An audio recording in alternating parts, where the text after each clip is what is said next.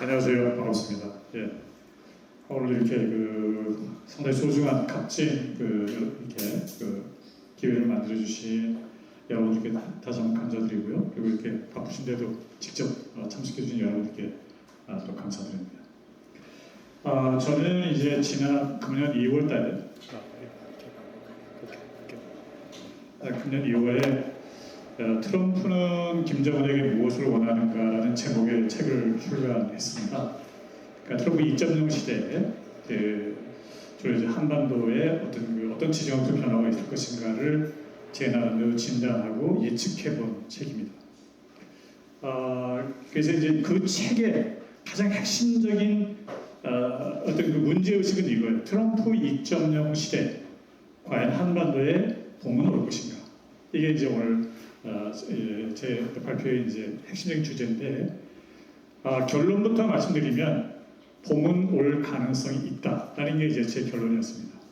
그 이유는 뭐냐? 그러니까 제가 결론부터 말씀드릴게요. 그래서 지정학적으로 보면 지금 미국에게 있어서 가장 큰 경제 국가 라이벌은 중국입니다. 지금도 그렇지만 앞으로 더더욱더 중국이 가진 이제 거대한 잠재력 때문에 중국을 이제 가장 위협으로 느끼는 거고요. 그래서 트럼프가 흔히들 많은 분들이 생각하실 때는 트럼프가 이제 노벨 평화상을 노리고 어떤 김정은과 잘해서 이렇게 어떤 노벨 평화상을 받으려고 하는 거 아니냐라는 게 이제 그런 이야기들이 많잖아요. 근데 이제 저는 그렇게 보진 않고, 사실 미국 대통령이라는 자리가 노벨 평화상 받는 것보다 훨씬 더 어렵습니다. 사실은 몇 명 되지 않아요. 그래서 이제 평화상 욕심도 있긴 하겠죠. 그렇지만 그것 때문에 어떤 북미 관계의 어떤 변화를 시도하진 않는 거고, 어디까지나 트럼프는 말하자면 이제 상당히 이익에 민감하잖아요. 그러니까 자기 어떤 미국이라는 국가의 국익을 위해서 김정은과 관계를 개선하려고 하는데, 그 핵심은 결국 가장 주된 라이벌로 부상한 중국을 견제하기 위해서 미국, 북한을 활용하려고 한다라는 게 이제 제 판단이고요. 그러기 위해서는 이제 소위 미중 간의 관계가 도대체 어떻게 변천되었나. 한때는 상당히 좋았잖아요. 사이가 좋았는데 왜 이 지경까지 이르는지를 간단히 제가 살펴볼 거고요. 이제 그 다음에 그러면은 아무리 트럼프가 중국을 견제하는데 북한을 이용하고 싶어도 북한과 중국의 사이가 아주 단단하다면 그 비집고 들어갈 틈이 없잖아요. 이번에 9월 3일날 정격적으로 김정은이 이제 중국의 전성기를 참가를 했습니다. 예를 들면. 그래서 이제 일부에서 볼 때는 둘 사이가 정말 단단하구나 이제 이렇게 볼 수도 있는 거예요. 말하자면. 그런데 오랫동안 많은 분들이 그렇게 생각을 해왔지만, 제가 연구한 바로는, 그리고 이제 최근에 몇 년 사이에 미국의 많은 전문가들 또는 공적인 기관에서 나온 자료를 보면 북한과 중국 사이에는 생각보다 심각한 균열이 있다는 거예요. 균열이. 오랜 갈등이 있었고, 그래서 미국의 전문가들이 과거에는 그거를 잘 몰랐는데 이제 최근에 알기 시작하고 예측한 거예요. 둘 사이가 좋지 않으면 결국은 이제 북한의 갑자기 전략적인 쓸모가 이제 보이는 거죠. 미국 입장에서 볼 때는. 그래서 북중 간에 정말 두 나라의 관계가 뭔지를 아는 게 대단히 중요합니다. 그래서 그걸 제가 좀 간단히 말씀드릴 거고요. 그리고 이제 세 번째 파트는 결국 북한을 보는 미국 전문가들의 시각이 어떻게 바뀌었나, 최근 몇 년 사이에 그걸 제가 좀 소개를 드릴 예정입니다. 그렇게 되면은 대륙 트럼프가 의도하는 게 뭔가, 그리고 이제 제가 마지막 부분에 가능하면 시간을 내서 최근에 좀 몇 가지 상황이 이제 좀 변화가 있었잖아요. 8.25 한미 정상회담도 있었고, 이번에 9월 3일날 김정은의 이제 전승절 전격적인 참석, 이런 이제 일련의 사태를 바탕으로 해서 과연 어떤 조만간 어떤 그 북미 관계에 어떤 큰 변화가 있을 것인가에 대한 제 나름의 이제 어떤 전망을 말씀드리겠습니다. 그러니까 일단 제가 이제 미중 간의 관계를 간단히 설명을 드릴 텐데요. 그러니까 미중 간의 관계는 냉전 이후에, 그러니까 45년도 2차 대전 끝난 이후에는 적대적 관계였습니다. 그런데 그걸 전격적으로 관계를 함께 전환시킨 사람은 닉슨 대통령이죠. 1970년도에 정적적으로 중국을 방문해서 관계를 새롭게 바꿉니다. 당시 닉슨 대통령이 의도했던 건, 이 사람은 유명한 반공주의자였어요. 그러니까 여전히 공산당 일당이 지배하고 사회주의 이념을 강고하게 지키던 왜 중국하고 정격적으로 관계를 전환했는가, 이걸 알 필요가 있습니다. 이게 그게 오늘날의 이제 북미 관계에도 우리가 한번 유추해서 적용해 볼 수 있거든요. 두 가지입니다. 하나는 당시 베트남 전쟁이 미국에 엄청난 부담이었어요. 그러니까 베트남 전쟁을 빨리 미국이 유리하게 종전시키기 위해서는 당시 베트남을 오랫동안 지원해왔던 중국과의 관계를 개선해서 중국을 이용하는 게 도움이 된다는 생각을 했어요. 닉슨 처음에 원래는. 그 생각을 가지고 당시 이제 국가안보 보좌관 키신저에게 지시를 해서 중국과 관계 개선을 하라고 지시를 하는데, 이 두 나라가 서로 대화를 하는 과정에서 공통된 적을 발견합니다. 당시 여러분들이 이제 기억하시면 되겠지만 이미 69년도에는 우슬강에서 실제로 소련과 중국이 군사적 충돌까지 해요. 뭐 신장에서도 그런 충돌이 있었고요. 그러니까 소련을 그 당시 1차 냉전 시기이기 때문에 미국의 가장 주된 위협이 경쟁 국가가 소련이었는데, 중국도 이미 가장 어떤 위협적인 국가가 소련이었던 거예요. 그러니까 두 나라의 공통된 적이 소련인 겁니다. 그러니까 두 나라 입장에서는 소련을 견제하는데 두 나라의 이익관계 일치했던 거예요. 이게 그 전략적으로 이게 되게 중요합니다. 그러니까 1차는 베트남 전쟁을 유리하게 종전시키기 위해서 중국하고 관계 개선을 시도했는데, 결국은 전략적으로 소련이랑 공통의 적을 견제하기 위해서 우리가 협력하자라는 인식에 도달한 거예요. 이념과 가치 아무 상관없습니다. 전략적 이익이 우선한 거죠. 그래서 일단 두 나라 대화를 해서 결국은 이제 그런 관계 개선을 위해서 정책적으로 방문을 하고요. 이때 당시에 이거를 실무적으로 총지휘했던 사람이 있고, 유명한 키신저. 근데 키신저가 나중에 많은 조사를 남기는데 여기에 보면 그런 이야기가 나와요. 그러니까 시간이 없으니까 간단히. 자, 지정학적으로 소련이 중국을 지지하는, 혹은 중국이 소련 쪽으로 기우는 것은 미국의 이익에 반한다. 이겁니다. 이게 지금 대단히 중요해요. 지금 현 시점에도 이런 인식이. 그러니까 키신저는 철저하게 당시 미국에는 여전히 소위 어떤 자유주의적 가치, 어떤 이상을 중시하는 흐름 또는 반공주의적 흐름이 아주 강했어요. 그러나 키신저가 볼 때는 그런 거 다 필요 없고, 여전히 미국의 전략적 이익, 국익이 중요한 거고, 그러기 위해서는 새로운 접근이 필요하다. 이런 거죠. 그러니까 그걸 이제 지정학적 접근이라고 저는 이제 이야기를 하는 거예요. 철저하게. 그래서 이제 키신저의 생각은 이런 거고, 이런 키신저의 사고 방식이 말하자면 그 이후에 한 큰 축으로서 자리를 잡습니다. 상당히 현실주의적 접근이죠. 미국의 외교 어떤 철학에 있어서. 카터 대통령 시절은 그대로 이어갑니다. 당시 국가안보보장했던 브레진스키가 실제 이제 중국과의 관계를 주도하는데, 키신저의 정책을 그대로 이어갑니다. 거의 그대로. 당시 그래서 그리고 또 79년도에 마침 이제 소련이 아프가니스탄을 침공하면서 그때 소련에 대항하기 위해서 말하자면 이제 무장 군인들이 그 뒤에서 실제로 미국과 중국이 공동으로 많은 무기를 제공을 하고 자금을 제공하면서 지원을 합니다. 소련에 대한 저항을 이런 일을 같이 한 거예요. 그리고 카터 대통령 시절부터 본격적으로 중국 유학생을 받습니다. 많은 장학금을 주면서. 그래서 특히 과학기술의 기초적인 틀을 만들어줍니다. 그러니까 제가 뒤에도 말씀드렸습니다만, 결국은 오늘날의 중국, 어떻게 보면 거대한 슈퍼파워, 경제대국, 그리고 군사대국으로 성장하는 데 있어서 가장 결정적인 역할을 한 건 미국이에요. 미국이 키워준 겁니다. 이때부터. 그걸 아실 필요가 있습니다. 레이건 대통령도 아주 대단히 유명한 반공주의자예요. 중국을 참 싫어했습니다. 그러나 어쨌든 아프가니스탄 전쟁이 계속 진행 중이었고 미중 간의 협력이 필요했어요. 그래서 계속 협력을 합니다. 그래서 무기도 제공을 하고 시료 수출도 많이 늘리고 실무적 교류를 좀 더 확대를 합니다. 그러다가 1차 고비가 아버지 부시죠. 조지 H.W. 부시 대통령 시절에 오는데 이게 그 유명한 1989년 천안문 사태예요.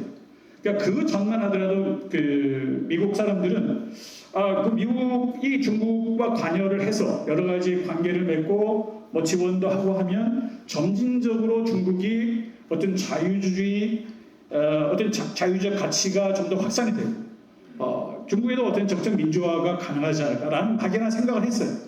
근데 이제 천안문 사태를 겪고 나서 그게 아니다라고 생각을 한 거죠. 그래서 소위 중국을 반대하는 반중파가 등장합니다. 미국에 특히 의회 내 당시 민주당이 주도를 하죠. 그리고 이제 아버지 부시 때 이제 89년도에 동독이 붕괴되고 결국은 이제 뭐 여러 가지 이제 소위 냉전 1차 냉전이 이제 시스템이 붕괴되는 냉전 시스템이 끝나는 이런 시대인데.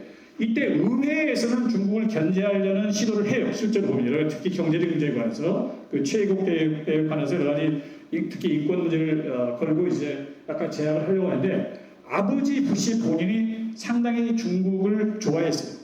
이 사람이 대통령 되기 전에 좀 오래전에 그 초대 그러니까 2대 그러니까 그 72년도에 이제 미중 간의 관계가 개선되고 나서 초기에 연락사무소를 설치를 해요.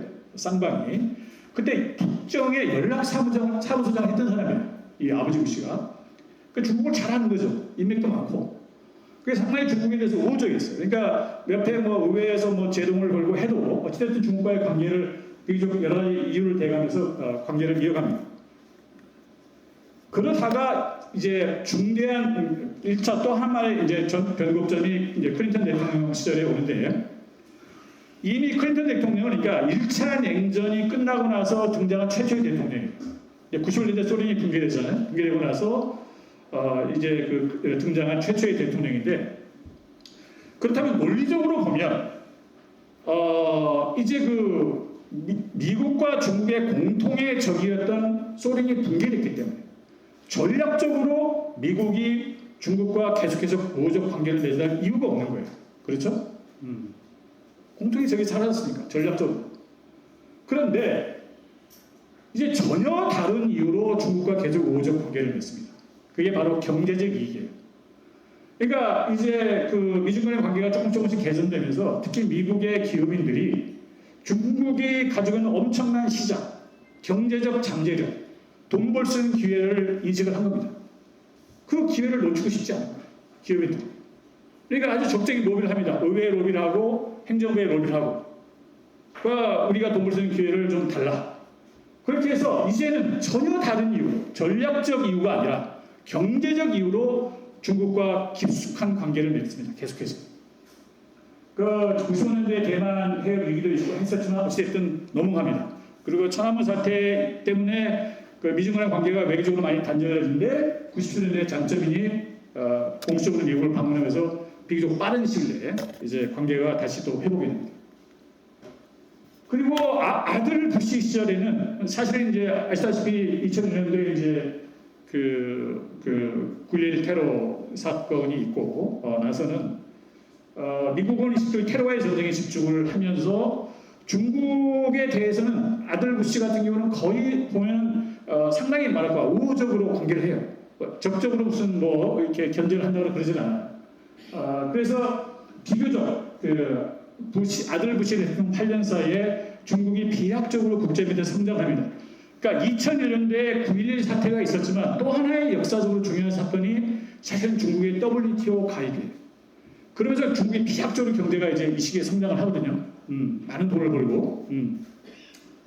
그래서 어쨌든 이 기간 동안에 중국은 돈도 벌고 국제적인 지위가 많이 상승합니다.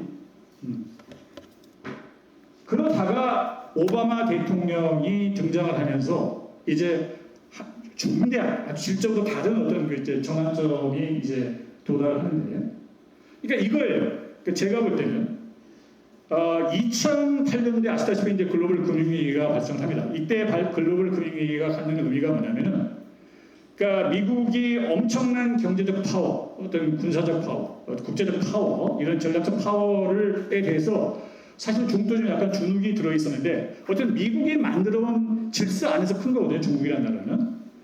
그런데 2008년 금융위기가 겪고 나서 어떤 일이 있었냐면은 미국이 중국이 어쨌든 그 WTO 가입하고 그 전부터 그렇습니다만 특히 이제 WTO 가입하고 나서 많은 달러를 벌어들입니다. 무역을 해서 수출을 해서. 그래서 그 많은 벌어들인 달러를 가지고 뭘 사면 미국 국채를 사고 정부가 발행한 국채를 사고 아니면 그 정부가 지원하는 보증하는 기관들이 발행해서 기관 차량을 많이 사요. 왜냐면 가장 안전하니까. 그래서 엄청나게 많이 보유를 하는데 갑자기 금융위기가 터지니까 이거 과연 제값에 받을 수 있는지 많이 불안해지거든요. 중국 입장에서도.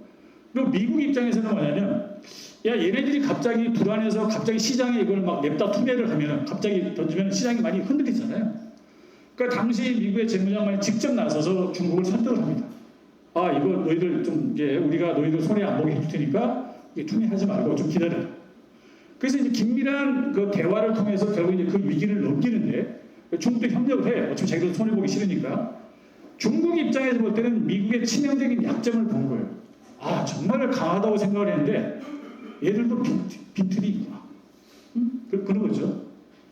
그래서 2008년도 위기를 거치면서 그리고 2008년도 이후에 전 세계적으로 어찌됐든 그 엄청난 위기였기 때문에 경제 위기였기 때문에 많은 각국의 정부들이 많은 이제 재정 지출을 하면서 이제 경제를 끌어올리는데 그때 가장 주도적으로 했던 나라가 중국이에요. 왜냐하면 중국은 사실은 그 2008년도 위기 당시만 하더라도 글로벌 경제권에 수출해서 돈만 벌었지 특히 금융적으로 많이 통합이 안 됐어요. 영향을 별로 안 받은 거예요. 말하자면. 그러니까 자신감이 생긴 거죠. 아, 뭐 이게 미국도 별거 없고, 아, 뭐 이렇게. 그래서 보통 2009년부터 상당히 중국이 이제 공격적으로 나옵니다. 국제무대에서. 특히 이제 남중국해에서 여러 가지 감시 활동을 한다는 명분으로 막 이제 자기들 활동 양을 급히 늘리고 군사훈련도 하고.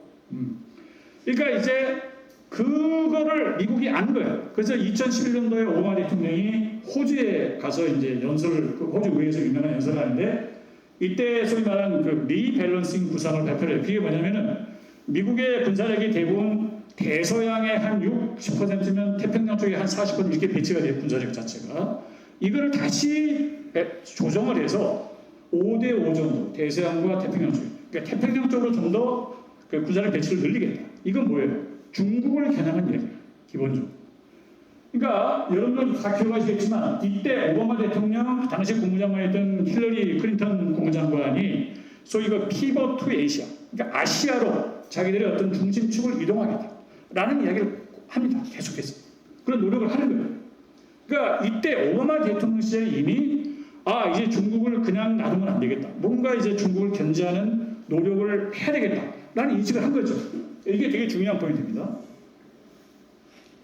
예, 근데 이제 그 중국은 계속해서 우리가 이제 우리도 컸으니까 이제 신형 새로운 형태의 대국 관계를 맺자라고 이제 주장을 하고 그러죠. 근데 재밌는 게 2012년도 말에 이제 시진핑이 그 공식적으로 최고 지도자로 선출되면서 2013년도에 시진핑이 이제 위대한 중화민족의 부국이라는 슬로건을 내걸고 이제 세계무대에 등장합니다. 그리고 2015년도에 1대1로 전략을 발표하고 그러니까 서방 측, 미국이나 서방 측에서 볼 때는 야 중국이 이제 본격적으로 어떤 글로벌 대국으로서 제국으로서 행보를 시작하는구나 라는 생각을 한 거예요. 그래서 이제 뒤늦게 오바마 대통령 임기 말에 소위 그 환태평양 경제동반협정 TPP라고 하죠. 그리고 이제 범대서양 무역동반협정 TTIP 주로 미국 중심의 또 미국과 동맹들이 중심의 중국을 배제한 이런 무역 블록을 만들어서 어떤 그 사실 중국을 경제적으로 좀 고립시키려는 이런 시도를 하는데 다 실패합니다. 그러니까 오바마 대통령 때 1차 문제의식을 가지고 시도를 하지만 실패한 거예요. 그리고 그 다음에 등장한 사람이 트럼프입니다. 트럼프 1기 때.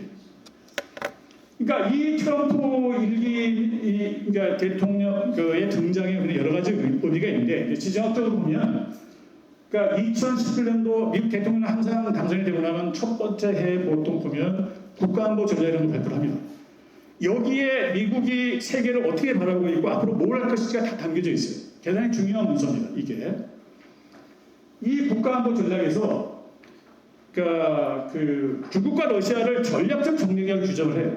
그전에는 안 그랬어요. 이제 특히 이제 9.11 테러 이후에는 주로 이제 테러의 전쟁 여기에 집중을 했는데 그러면서 인도 태평양 지역에서 중국은 미국을 대체하는 이제 새로운 세력이 되려고 한다라고 이제 딱 규정을 합니다.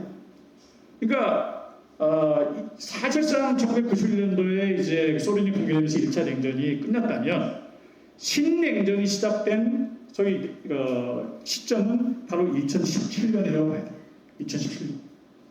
미국이 공식으로 선언을 했어요. 이제 너희들하고 미국, 러시아, 중국과 지정학적 경쟁을 하겠다. 근데 여기에 중국도 전혀 물러나지 않습니다. 2010년대 시기중이 2049년경이면 자기들이 중국 공산당이 건국한 이제 한 100년이 되는 해죠.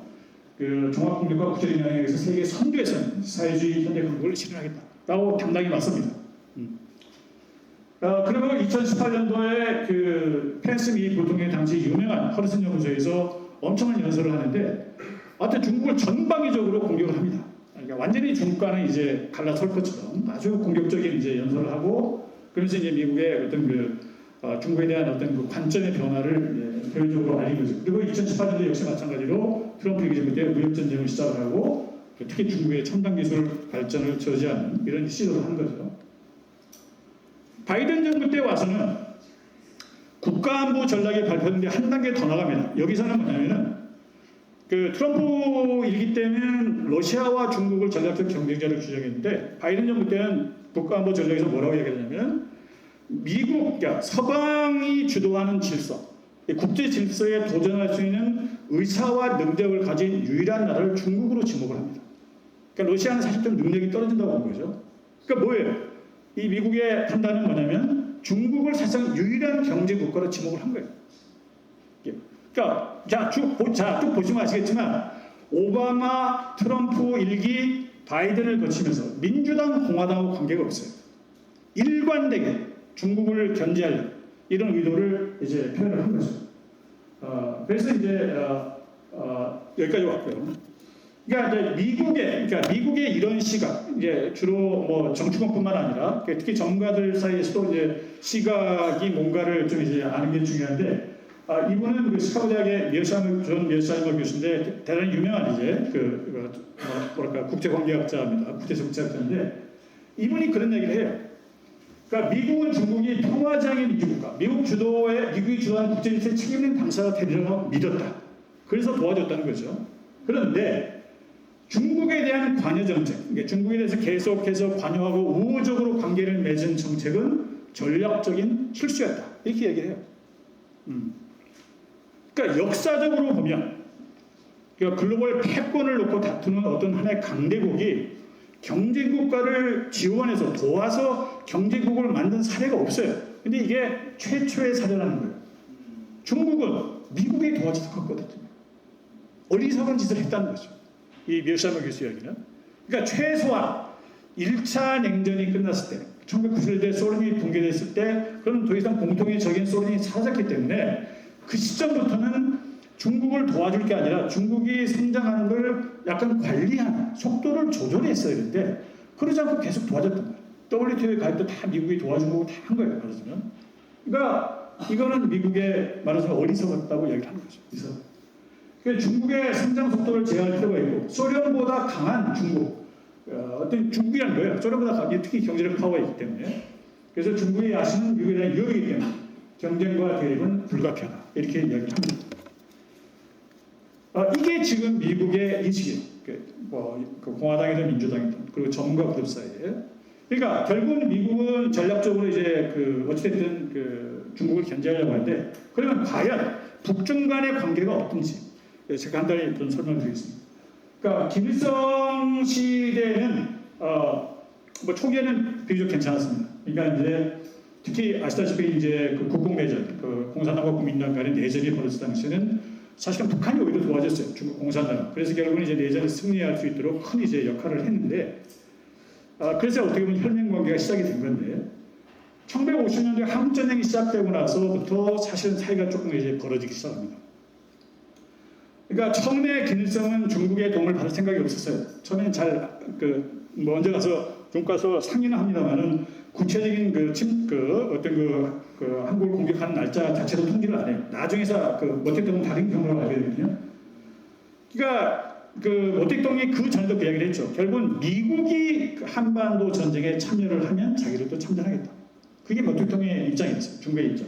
그래서 이제 인천 상륙작전으로 결국 전세가 역전돼서 미국이 본격적으로 전쟁에 개입을 하니까 10월 8일 날 결국은 항미원조 보가이국이라는 슬로건을 내걸고 참전합니다. 이게 되게 중요한데, 자, 미국에 대항해서 원조, 조는 이게 조선을 말하는 거예요. 중국 사람들은 북한을 조선이라고 부릅니다. 북한을 돕고 보호가, 가정을 보호하고 국가를 지키겠다. 핵심은 보호와 유기가 있어요. 그러니까 만약에 생각해 보세요. 미국이 자, 전쟁에서 이겨서 승승장구 계속 북한까지 다 점령을 하면 바로 국경을 맞대고 있잖아요. 자기들이 위험한 거예요. 중국이. 그리고 당시는 이걸 아셔야 돼요. 그러니까 중국이 막 거북한 직후였기 때문에 이미 타이완에 간 장개석이 있었어요. 그리고 활발하게 미국하고 외교를 하고. 그러니까 중국 입장에서는 만약 이대로 방치하면 미국이 만약에 계속 북한까지 점령하게 되면 장개석 또 앞세우고 해서 온전히 다시 또 내전이 벌어지는 거예요. 중국하고 전쟁이 말하자면. 그러니까 결국은 자기들 안보를 위해서 참전을 할 수밖에 없는 중국 입장에서는. 그러니까 결코 북한을 돕자 이런 생각보다는 이게 컸습니다. 근데 문제는 중국군이 참전을 하고 난 그 당시 상황에서는 이제 북한군이 많이 전력 병력이 많이 이제 손실이 돼서 작전 지휘권 자체를 중국군이 행사를 한 거예요. 중국의 지휘부가. 그러면서 사사건건 마찰이 생깁니다. 김일성이나 이제 북한 측하고 중국 측하고 전쟁 작전 수행을 하고 이때부터 이제 서로 불신이 좀 싹트기 시작해요. 여러 가지 휴전선 부상 문제랄지 철도 통제권, 포로 송환 방식 가지고도 막 싸웁니다. 서로 갈등이 생겨요. 근데 이제 그러다가 어쨌든 휴전이 됐는데 우리가 좀 이제 잘 모르고 있던 것 중에 하나가 뭐냐면 우리는 흔히 이렇게 전쟁 끝나고 나서 중국군이 다 철군한 것처럼 아는데 그렇지 않아요. 전쟁 끝나고 나서 거의 한 3, 40만 되는 대군이 여전히 북한에 있었습니다. 그래서 실제로 1954년에서 56년 사이에 중국 이민지어군이 북한 정부 인사와 주민들을 불법 구금하고 모욕한 사건이 총 한 350건, 상당히 말하자면 상당히 위협적으로 이제 군 거죠. 그러니까 김일성 입장에서 상당히 이제 좀 두려움을 느낄 수도 있었던 상황입니다. 그러다가 결정적으로 1950년대 초기 8월 종파 사건이라는 게 발생하게 되는데 이게 북한 역사에 되게 중요합니다. 간단히 말하면 중국에서 온 연안파, 소련에서 온 소련파가 연대해서 김일성을 축출하려고 하는 쿠데타 시도를 한 거예요. 이게 실패합니다. 8월 종파 사건. 그러면서 이제 근데 그 이후에 바로 소련과 중국이 바로 이제 개입을 해서 김일성이 축출한 사람들 다시 복직시키라고 그러고 내정에 개입을 하죠. 그러니까 이러면서 이제 완전히 김일성이 이게 이제 소련과 중국에 대한 상당히 이제 말할까 경계심이 이제 생기게 되고 이때 당시부터 이제 소위 주체라는 용어를 공식적으로 많이 쓰기 시작합니다. 그리고 이제 50년대 10월 한가리 혁명이 벌어지고 나서 소련이 무참히 유혈 진압을 하니까 여기에 대한 이제 두려움이 있어서 결국은 북한 김일성이 공식적으로 중국에 철군을 다 요구를 합니다. 그래서 58년대 완전히 철거를 하죠. 중국이. 그리고 60년대에 들어와 60년 정확히 1960년입니다. 여기 슬라이드는 없지만 제가 한 가지만 그러니까 1959년도 이때 김일성이 지금 이번에 쓴 전승절이죠. 9월 3일 전승절에 직접 참석을 합니다. 전승절에 기념식에 1959년이에요. 그러니까 그리고 나서 한 번도 참석을 안 해요. 북한 최고 지도자가 다 밑에 사람 보냈지. 이번에 김정은이 참석을 한 거예요. 이게 갖는 의미는 제가 좀 더 설명드리겠습니다. 그러니까 1960년 그게 뭐냐면 1960년이 되면 완전히 중국과 소련 사이가 적대 관계가 돼요. 사실상 같은 사회주의 진영 국가라고 하지만. 그러니까 이제 북한 입장에서는 철저하게 양쪽에 등거리 외교를 하면서 여기서 좀 먹고 저기서 먹고 이렇게 이제 등거리 외교를 하거든요. 말하자면. 그러니까 중국 전술에 쉽게 가기가 어렵겠죠. 그리고 60년대 문화대혁명으로 잠시 사회가 악화됐지만 69년도에 오실강에서 또 중국과 소련이 충돌하고 그래서 중국은 어찌됐든 북한이 군사적으로도 필요했어요. 언제 소련이 또 침공할지도 모르니까 예를 들면. 그래서 이제 북한하고 관계가 이제 이렇게 들쑥날쑥했는데 1차 또 이제 큰 고비가 어떤 키신저가 70년대에 이제 방중을 하고 70년대에 닉슨이 이제 중국을 방문해서 관계를 개선하는데 이때 북한의 움직임이 상당히 재밌어요. 그러니까 뭐냐면 그걸 맹목적으로 반대하지는 않아요. 사전에 알려주거든요. 주울레가 다 이제 김일성한테 알려주고 우리가 미국하고 좀 관계를 개선하려고 한다. 그래 그때 김일성은 오히려 이 기회를 이용해서 말하자면 미국과 관계 개선하려고 시도를 합니다. 미국이 접근을 하고 어찌됐든 당시 주한미군만 철수하면 김일성이 원하는 구도대로 뭐 남북 통일도 가능하다라는 생각을 한 거죠. 근데 그게 실패해요. 실패하고 미국이 아예 글을 떠보지도 않습니다. 그 키신저 같은 경우도 보면은 키신저 당시 미국 입장에서 볼 때는 북한이 아무 쓸모가 없는 거예요. 사실은 뭐 중국만 얻으면 되는 거지 뭐 북한까지 더해가지고 얻을 일이 하나도 없어요. 그러니까 아예 상대를 안 해줍니다. 결국은 그래서 중국은 나중에 이제 모택동 사후에 tum소병 주도로 이제 개혁 개방을 하고, 북한은 그냥 자력갱 생한다고 이제 상당히 폐쇄적으로 고립적으로 이렇게 행보를 보이는데 결국은 사회주의 진영이 붕괴되면서 말기에 1990년대 한소 수교가 이루어지고 1992년대 한중 수교가 이루어지죠. 이 한중 수교는 북한 입장에서 볼 때는 엄청난 사건이었어요. 그러니까 중국의 최대 배신 행위였어요. 북한 입장에서 볼 때는 그런 거죠. 그러니까 어쨌든 중국 입장에서는 또 그럴 수밖에 없는 사정이 있었지만 어쨌든 북한 입장에서는 뭐 중국에 대한 엄청난 배신 행위를 느끼고 이제 사실상 단교 상태, 거의 이제 최고국 지도의 왕래도 하지 않은 이런 상태가 이제 시작이 되거든요. 김일성이 한중 수교가 되고 나서 불과 2년 후에 1994년도에 사망을 하는데 생전에 이런 말을 남겼습니다. 중국 사람들을 너무 믿다가는 자칫 등교에서 칼을 날 수 있다. 이게 김일성의 말이에요.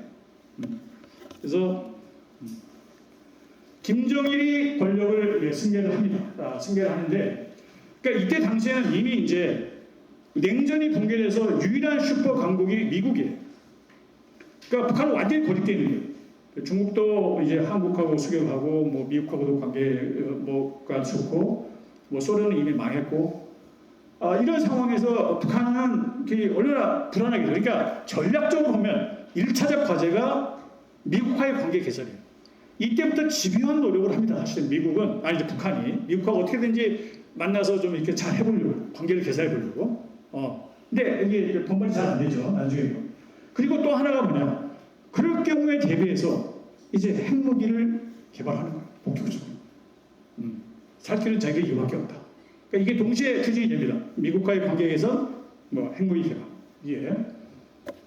그래서 핵 문제를 이제 가지고 뭐 미국과 90년대 이제 고립 회담이 있지만 성과가 없고요.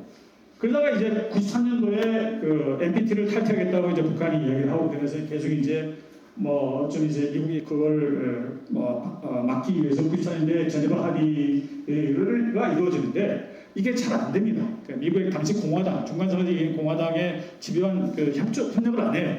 그래서 결국은 제대로 안 되고 다 모든 게 안 돼요. 그러다가 중국이 상당히 이제 북한은 계속 어려운 거죠. 그러다가 2000년도에 이제 말하자면 이제 북한이 좀 상당히 활발한 외교를 좀 하는데 이때 그러니까 5월 29일 날 김정일이 전격적으로 중국을 방문합니다. 이게 되게 중요해요. 그러니까 김정일이 최고 지도자로서 등장한 이후에 한 번도 중국을 간 적이 없습니다. 이때 처음 간 거예요. 그런데 그리고 나서 불과 한 2주 정도 후에 6월 13일 날 김대중 대통령과 정상회담을 합니다. 그러니까 김대중 대통령과 정상회담을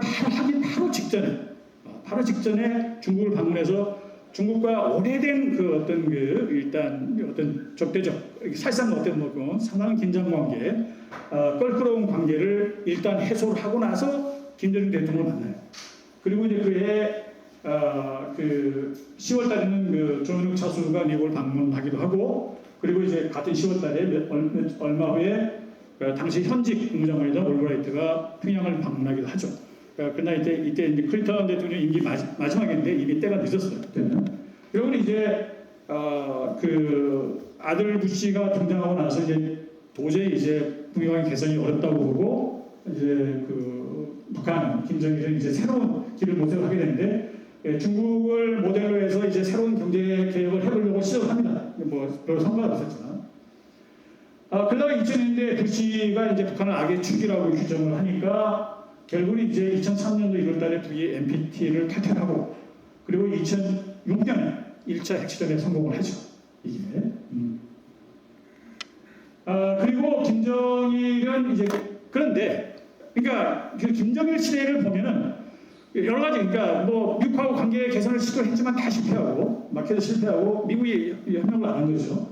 결국 이제 핵을 계속 이제 핵의 시대를 시작을 한 건데 그러니까 상당히 말하자면 좀 이제 그 어떤 불행한 시기였어요. 아시다시피 이제 그 90년대 중반에 상당히 고난의 행군 시기도 있었고 그런데 불행하게도 저기 김정일이 이제 2008년도에 발병을 합니다. 몇 년 못 살 걸 알고 바로 이제 김정은을 후계자로 지정을 하고 이제 하는데 어쨌든 마지막에 여러 번 이제 중국을 오가면서 왜냐하면 완전히 고립돼 있기 때문에 그래도 그나마 믿을 건 중국밖에 없으니까 불안하겠죠. 어쨌든 어린 아들한테 권력을 넘기는데 혹시 잘못될 수 있으니까 어떻게 보면 이제 중국과 뭔가 협력 관계를 맺으려고 여러 가지 경제 협력 플랜도 만들고 하지만 전부 다 이제 실제로 뭐 이렇게 실행되지는 않아요. 그러니까 김정일의 중국에 대한 시각은 이거예요. 그 2000년도 김정일 대통령 만세 김정일이 이런 말을 합니다. 그러니까 중국, 일본, 러시아 등 우리를 먹으려 했던 나라들을 견제하기 위해서는 미국이 그러니까 미군이죠. 통일된 이유가 한 번에 남아야 됩니다. 라는 이야기를 해요. 이게 김정은의 이야기예요. 그러니까 이게 되게 중요한데 제가 좀 이따 이제 김정일의 이야기죠. 김정은 이야기도 좀 할 텐데 이게 근본적으로 지정학적 생각이에요. 기본적으로. 그러니까 김정일은 어찌됐든 중국이나 일본, 러시아 등 과거 역사적으로 우리를 침범했던, 우리를 지배하려고 했던 세력들을 견제하기 위해서는 미국이 필요하다는 생각을 한 거예요. 이걸. 이게 되게 중요합니다. 어떤 북한의 어떤 그 오래된 어떤 그 지정학적 전통을 이해할 필요가 있어요. 근데 김정은이 등장을 하게 되는데 김정은은 그 철저하게 말하자면 그 북한, 그 중국이 그런 뭐 요구를 했음에도 불구하고 무시하고 계속해서 핵실험을 하고 미사일 실험을 합니다. 2013년도 그래서 이제 그 중국에서도 많이 여론이 나빠지죠. 2013년도에 장성국도 처형을 하고.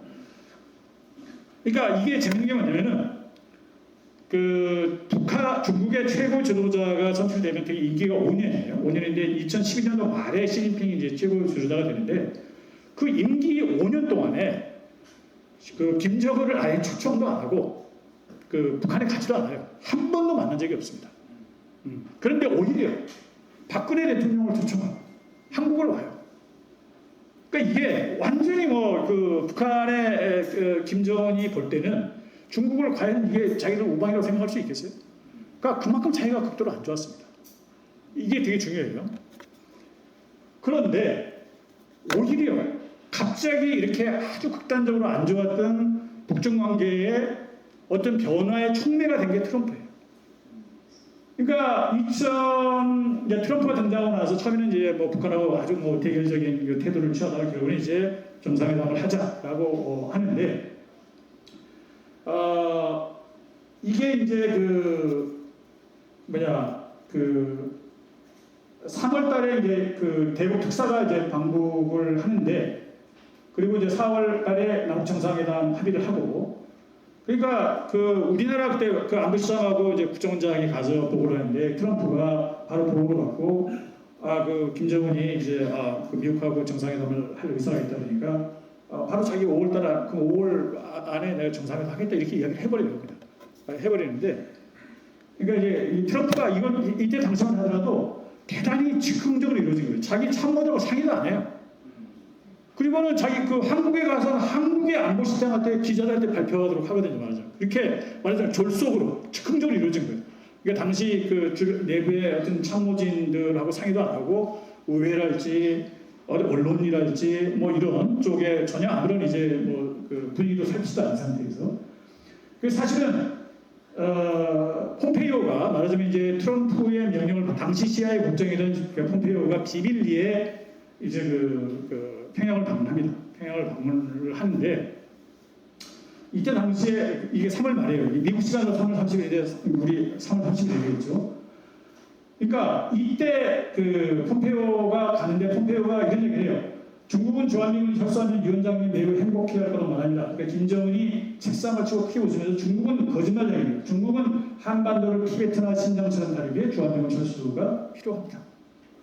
나 자신을 보호하기 위해 주한미군이 필요합니다. 이런 얘기를 합니다. 김정은이. 그러니까 자 여기서도 그러니까 이게 참 중요한데 김정은이 그렇게 중국하고 사이가 친평 사이가 안 좋았는데 3월 25일 날 처음으로 중국을 방문해요. 아까 말했죠. 폼페이오가 3월 31일 날 옵니다. 3월 30일 날. 불과 며칠 전에.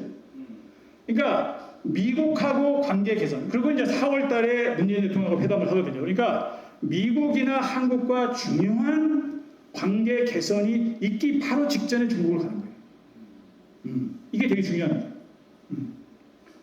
그래서 이제 아시다시피 이런 다 이제 뭐 제가 자세한 시간 때문에 생략하고 있습니다. 이게 어쨌든 그 싱가포르 회담도 하고 하노이 회담도 하고 하지만 결국은 이제 뭐 다 성과를 못 내고 그러니까 트럼프와 남북 관계 개선의 요 시기를 전후로 해서 시진핑과 5번을 만납니다.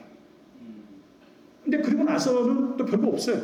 그리고 나서는 오히려 이제 그 코로나 사태 거치고 나서 그 김정은이 최초로 방문한 외국은 중국이 아니라 러시아입니다. 그때 이제 러우 전쟁이 시작되고 어찌됐든 그 북한의 병력 지원, 뭐 이런 무기 지원 이 필요해서 그러니까 러우 전쟁을 계기로 해서 이제 러시아와 북한의 관계가 상당히 긴밀해지니까 그에 비례해서 엄청나게 사이가 안 좋아졌어요. 중국과 말하자면 북한의 사이가. 그래서 사실 작년에 어느 언론의 보도에 따르면 김정은이 중국을 숙적이다 이렇게까지 표현했다고 보도가 된 적도 있습니다. 그만큼 사이가 안 좋았어요, 사실은. 그런데 뭐 모든 관계가 뭐 경제 관계도 그렇고 뭐 여러 가지 문화 교류도 다 축소가 되는데 갑자기 9월 3일 날 중국 전성대를 참가한 거예요. 1959년도에 김일성이 직접 참가하고 나서 처음입니다. 책을 주장한 거예요. 다 밑에 사람 보낸 거죠. 이 의미가 뭐냐는 거예요. 그러니까 저는 아까 제가 이제 시간 때문에 결론도 말씀드리는데 이 의미는 뭐냐면 북한과 중세가 극도로 사이가 안 좋은 시점에서 정책적으로 어느 정도 중국의 최대 축제라고 할 수 있는 전승대에 직접 간 거는 뭐예요? 이제 중국과의 껄끄러운 관계를 정리하고 이제 더 이상 이렇게 껄끄럽게 지내지 말고 미국과 급격한 뭔가 변화를 시도하려고 한다.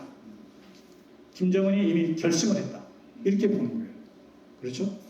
이게 일부에서 보듯이 무슨 뭐 러시아, 중국, 북한이 어떤 새로운 미국에 대항하는 블록을 만들어서 미국의 패권에 맞서겠다 이런 뜻이 아니라 과거에 보세요. 김정일도 그랬고 지난번 2018년도 싱가포르 회담에도 바로 그 미국과 뭔가 중대한 일이 벌어질 때 항상 그 전에 갔어요. 김정일이 북한 최고 지도자들이. 저는 그래서 이번도 그런 연장선상에서 그런 맥락에서 보는 게 맞다라고 저는 생각합니다. 어찌됐든 북한은 중국의 의존도를 낮추려고 한 거고요. 그래서 이제 여러 가지 제가 뭐 미국 전문가들도 제가 시간이 없어서 설명 못 드리는데 미국 전문가들 생각이 많이 바뀌었어요. 그래서 많은 전문가들이 이제 리포트가 나온 거 제 책에 좀 자세히 소개를 하고 있는데 이제 북중 간에 아주 중대한 균열이 있으니까 북한을 활용해서 우리가 새롭게 중국을 견제하는데 북한하고 좀 활용하자. 그러니까 관계를 개선하자. 이런 인식을 이미 하고 있고요. 어쨌든 북한의 핵 위협을 관리하고 전략적으로 중국을 견제하는데 북한을 활용하기 위해서 지금 이제 미국은 북한하고 관계를 개선하려고 하고 그래서 저는 제 책에서 이야기를 했는데 경주 에이펙을 오기 전날이든지 아니면 끝나고 가든지 저는 북한을 트럼프가 정책적으로 방문할 확률이 대단히 높다고 봅니다. 시기적으로. 그리고 어제 CNN도 보도가 됐습니다만 이미 지금 거의 지금 트럼프는 지금 경주에 에이펙 오는 걸로 좀 결정이 돼 있거든요, 말하자면. 그래서 이 기회를 놓치지 않을 것이다. 그래서 저는 이제 그렇게 보고 있고요. 그래서 어찌됐든 한반도에 그러니까 만약 트럼프가 가서 이제는 완전 비핵화 대신에 그러니까 단계적 점진적 비핵화를 추진하면서 일단은 핵이나 미사일을 동결하고 비확산을 전제로 해서 북한과 관계를 개선하고 양국 간에 연락사무소도 설치를 하고 어떤 종전선언은 의외로 빨리 나올 수 있습니다. 그래서 우리는 분단 이후에 한반도에 급격한 변화가 있을 가능성이 있다라고 저는 이렇게 생각을 합니다. 자, 시간 때문에 이상으로 발표를 마치고 좀 이따 보충 토론 시간에 때 이야기하겠습니다. 감사합니다.